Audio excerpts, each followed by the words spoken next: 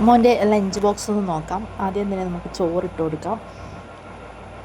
അവന് 1ാം ക്ലാസ്സിലാണ് പഠിക്കുന്നത്. അപ്പോൾ ഒരുപാട് ചോറിൻ്റെ ആവശ്യമൊന്നുമില്ല. കുറച്ച് ചോറിട്ട് കൊടുത്ത് ഇത് തന്നെ ചിലപ്പോൾ ബാക്കി ആക്കും.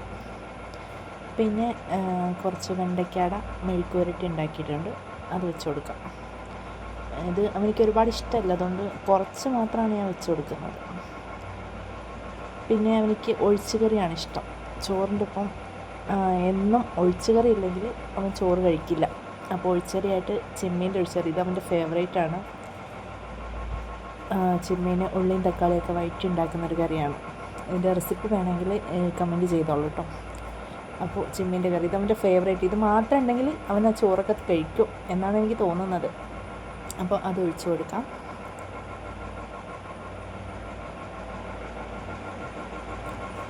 അങ്ങനെ ലഞ്ച് റെഡിയായി.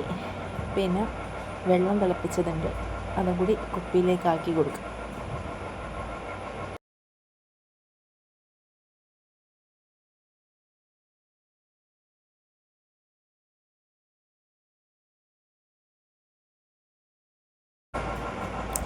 സ്നാക്സായിട്ട് കൊടുക്കുന്നത് പൊട്ടാറ്റോയുടെ ബിസ്ക്കറ്റാണ്.